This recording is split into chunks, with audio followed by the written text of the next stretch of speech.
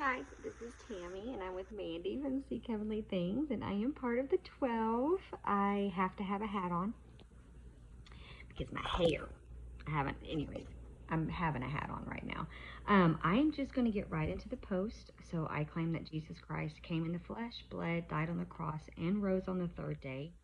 Mandy's mom, Mandy has been speaking or has been hearing from Yeshua since 12/30 of 2022. And so we have these posts from Jesus to um, give them out so the world can start waking up to the truth. All right. So obviously go through the other parts on my page. If you, for some reason, I come up on your TikTok feed or your YouTube feed, whichever, but we ask that you take it to Jesus. All right. Just ask him and he will show you. So Mandy's mom was in the hospital, and so this is an update. So this was posted on Mandy's YouTube on 6/18/26. It says a break before part 28, declaration part 4, and mom's recovery. Part 2F, God's physical calendar is 3/15, God's spiritual calendar is 9/15, and God's true Gregorian is 1/3. Update on mom. She is still heading in the right direction. They are weaning her off the BPAP mask. Vitals are looking good. She is still septus, and they are keeping her blood pressure stable with meds, but she is on the right antibiotics. She definitely has Jesus. I prayed and asked him what happened after they said she had a urinary tract infection, and Jesus told me that because of the bacteria that was in her urinary tract, it caused the same bacteria to go into her leg, and the bacteria got in her bloodstream and made her be sepsis, right? Okay. Doctors will never know they said, but at least I planted the seed about our ultimate physician, Jesus, telling them that's what Jesus said. What's interesting, on 6/13/26, my message from Jesus, he spoke it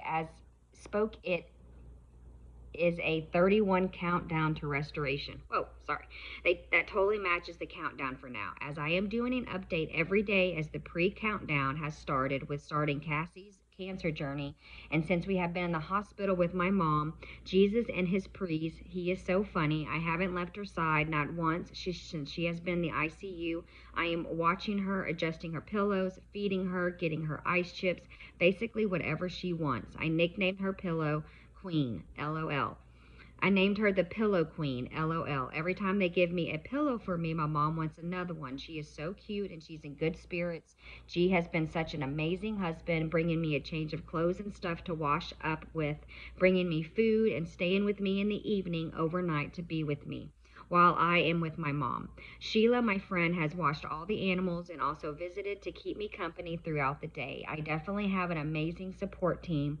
My mom also has friends and family coming to see her as she is on the mend to recovery, and they brought goodies as well.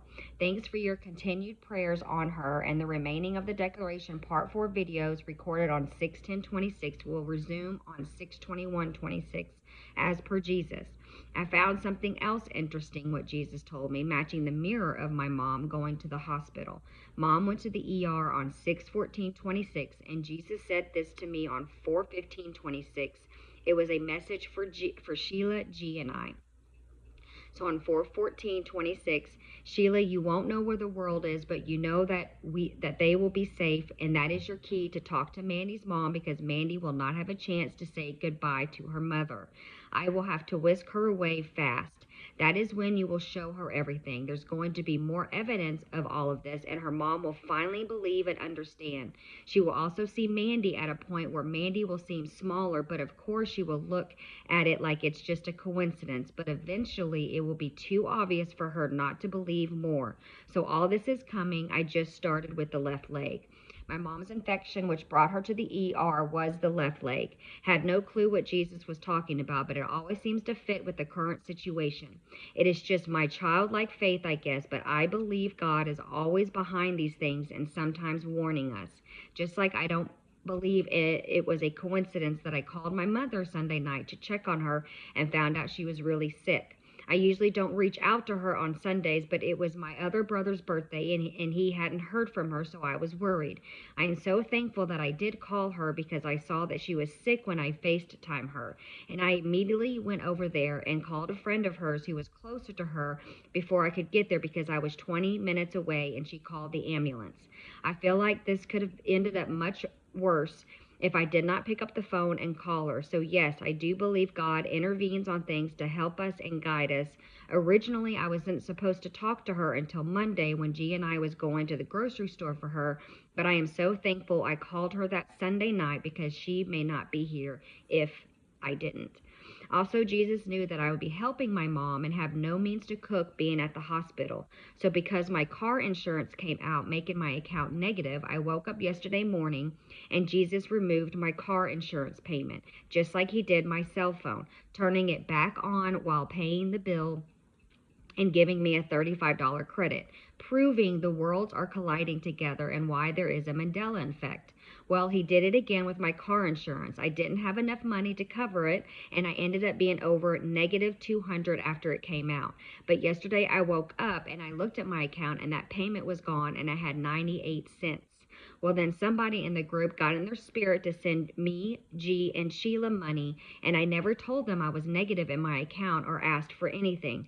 But Jesus knew what we needed, so he changed my account by removing my car insurance so I could accept the money for Sheila, G, and I, because my account would have been negative if Jesus wouldn't have removed the payment. But again, Jesus not only took the payment away, I logged into my Progressive Insurance account and payment is not due until June now, after I had already seen it taken out.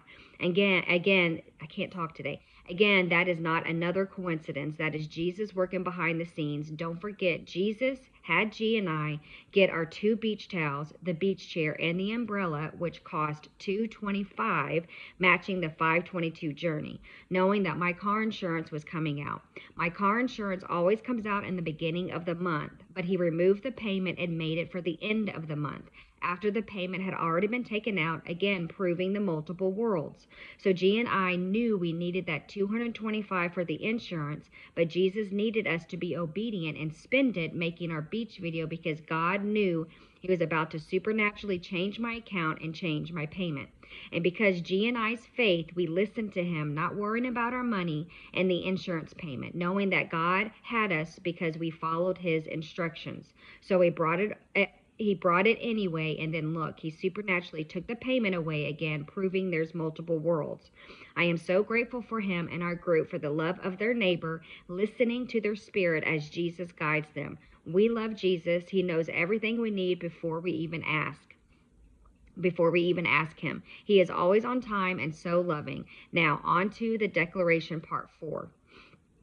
Okay, so this was given to Mandy on 9/1 through 9/19/24, declaration part 4, part 2F. I always give you choices for everything. Sometimes I call you away for Zooms because your Father knows what you need, and I know your home life or outings with your soulmates that are very important as personal attention given to your families and time of spending quality time with your family to show love to one another. But sometimes I call you away as a test. Am I isolating you even after I called unity? Again, you have to know the difference. I need all of you to realize you are always being set up for testing. This is why I tell you all to use wisdom and discernment by the Holy Spirit.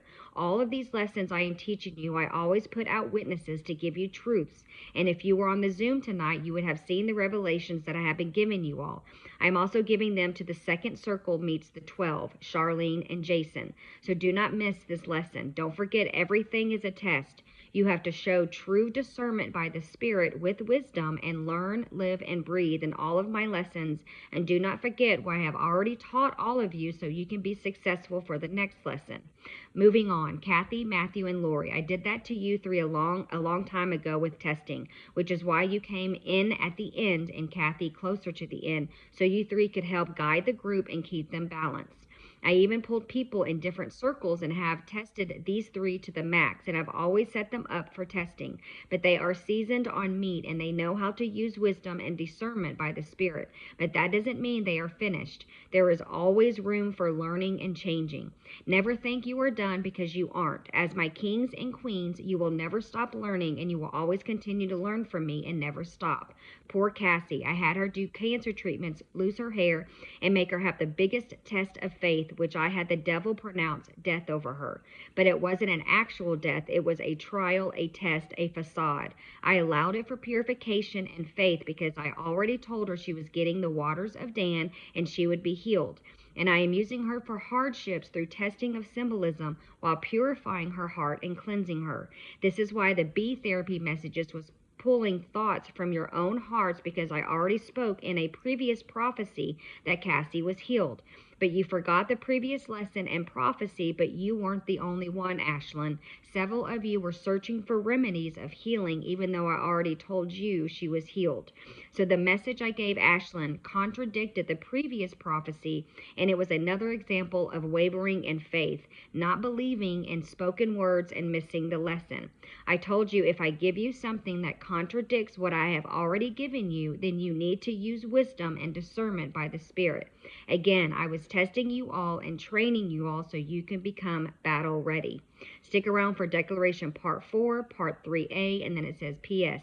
My mom knows about this post, and she approves every picture before I post anything, because she wants to keep her family and friends updated. Mandy has pictures of her mom on her YouTube. All right. Love y'all.